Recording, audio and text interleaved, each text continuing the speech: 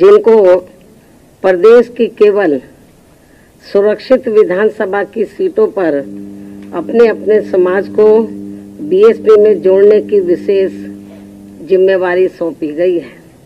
इनके साथ साथ प्रदेश की सामान्य विधानसभा की सीटों पर भी अलग से इन वर्गों के अन्य लोगों को भी लगाया हुआ है, जिनकी मैं पिछले महीने समीक्षा कर चुकी हूँ।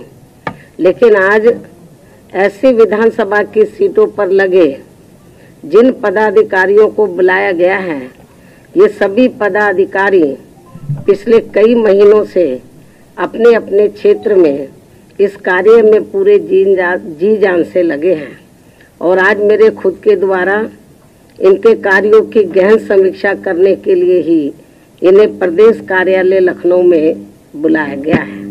वैसे आप लोगों को ओबीसी वर्गों के बारे में ये मालूम होना चाहिए कि आज यूपी सहित पूरे देश में अति पिछड़े वर्गों के लोगों को विशेषकर शिक्षा एवं सरकारी नौकरियों आदि में जो इन्हें आरक्षण संबंधी सुविधाएं मिली हैं, तो ये सब वास्तव में पूरी की पूरी देन देश के करोड़ों दलितों, आदिवासियों एवं अन्य पिछड़े वर्गों के मसीहा व भारतीय संविधान के मूल निर्माता परम पूज्य बाबा साहब डॉक्टर भीमराव अंबेडकर की ही है, जिनकी कृपा से ही संविधान में अनुच्छेद 340 के तहत इनको ये सुविधा देने के लिए तब फिर कमीशन बना।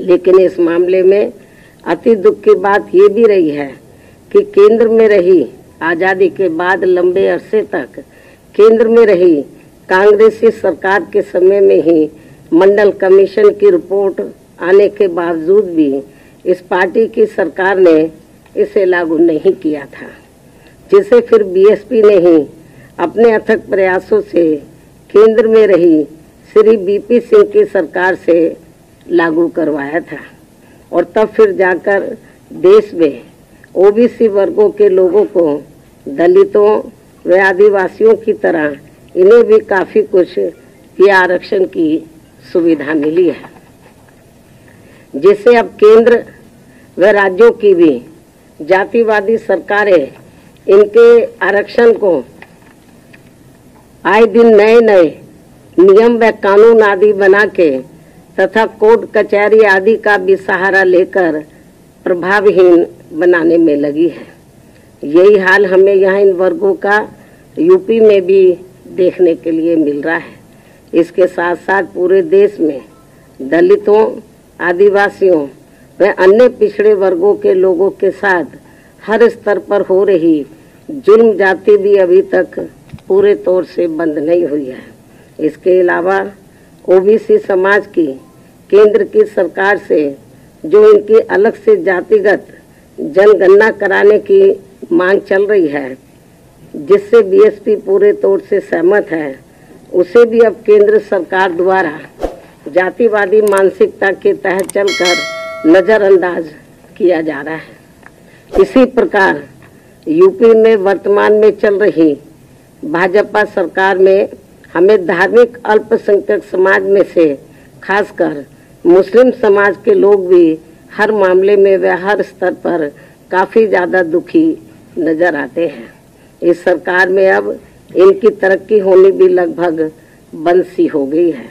ज्यादातर फर्जी मुकदमों में फंसा के इनका काफी उत्पीड़न भी किया जा रहा है। साथ ही नए नए नियमों व कानूनों के तहत इनमें दहशत भी काफी पैदा की जा रही है, जो ये सब मेरी सरकार में कतई भी नहीं हुआ है। ये बात भी सर्वविदित है। लेकिन इससे बीजेपी का इनके प्रति सौतेला रवैया भी साफ नजर आता है, जबकि बीएसपी की रही सरकार में इनकी तरक्की के साथ साथ इनके जान माल आदि की भी पूरी हिफाजत की गई है। इनके साथ साथ जाट समाज के लोगों की भी तरक्की का पूरा ध्यान रखा गया है। इसी प्रकार आगे भी यहाँ बीएसपी की सरकार बनने पर इन सभी वर्गों के हित व कल्याण का पूरा ध्यान रखा जाएगा और इन सब के बारे में प्रदेश में पार्टी के ओबीसी व जाट समाज एवं मुस्लिम समाज के आज आए हुए हैं सभी पदाधिकारी अपने अपने समाज की छोटी छोटी बैठकों के जरिए ये सब बातें काफी कुछ बता रहे हैं, जिसके कारण इन वर्गों के लोग बड़ी संख्या में पार्टी से जुड़े हैं। अंत में अब मैं यही कहना चाहती हूँ, इस बार चुनाव में बीएसपी की सरकार बनने पर हर मामले में व हर स्तर पर प्रदेश के अति पिछड़े वर्गों के साथ साथ मुस्लिम एवं जाट समाज के लोगों के भी हित व कल्याण का बीएसपी की यहाँ पूर्व में रही सरकार की तरह ही फिर से पूरा ध्यान रखा जाएगा। इस विश्वास के साथ ही अब मैं अपनी बात यही समाप्त करती हूँ। धन्यवाद। आज ब्राह्मण समाज का मैंने पिछली बैठक में संदेश दे दिया था। आज तो केवल ओबीसी समाज और धार्मिक अल्पसंख्यक समाज में से मुस्लिम समाज और जाट समाज के जो वरिष्ठ लोग हैं, जिनको विशेष जिम्मेदारी सौंपी गई है, उनकी मीटिंग बुलाई गई है।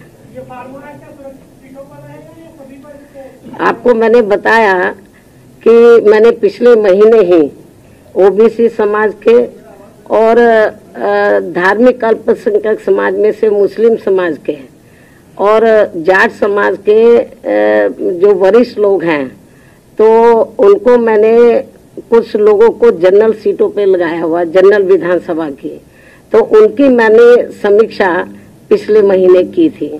तो आज केवल रिजर्व सीट के लोगों को बुलाया हुआ है।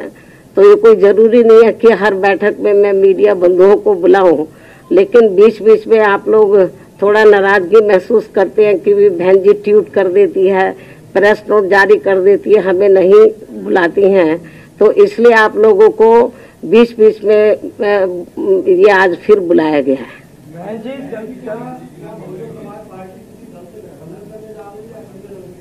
इस बात का जवाब मैं एक बार नहीं कई बार दे चुकी हूँ और मेरे ख्याल जब मैं इस बात का जवाब देती हूँ लगता है आप सोते रहते हैं। मैं कई बार कह चुकी हूँ, आज फिर इस बात को दोहराना चाहती हूँ कि बहुजन समाज पार्टी अकेले अपने बलबूते पर ही उत्तर प्रदेश की 403 विधानसभा की सीटें हैं, सभी सीटों पर अपनी पूरी और दमदारी के साथ चुनाव लड़ेगी और हमें पूरा भरोसा है कि हमारी पार्टी सन 2007 की तरह फिर से पूर्ण बहुमत के आधार पर सत्ता में आएगी।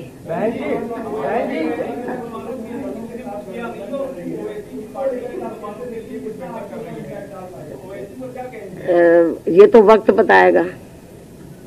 बहन जी, चंद्रशेखर रावल इस समय लखनऊ में है और वो कई दलों से बातचीत कर रहे हैं। क्या आप, उन्होंने ये भी कहा है कि हम मायावती जी से भी बात करेंगे, तो क्या आप उनसे बात करेंगे अगर इस तरीके की कोई बात होती है आपसे?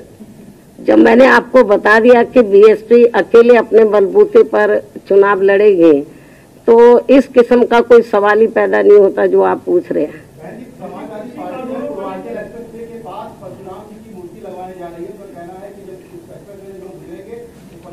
इस बात का ये जो आपने सवाल किया है, इस सवाल का जवाब उन्हीं से पूछे तो ज्यादा अच्छा होगा। अब मैं आप सब लोगों का धन्यवाद अदा करती हूँ। हाँ, पूछो एक एक करके। हाँ, देखो, राज्यसभा के जो 12 सांसदों को जो निलंबित किया गया है, तो ये पिछले सत्र में किया गया था, ये अब शीतकालीन सत्र चल रहा है। तो मैं तो ये समझती हूँ कि सरकार को इतना कड़ा रुख नहीं अपनाना चाहिए, बल्कि उनके साथ बातचीत करके इस मामले को खत्म करना चाहिए ताकि राज्यसभा सुचारू रूप से चल सके।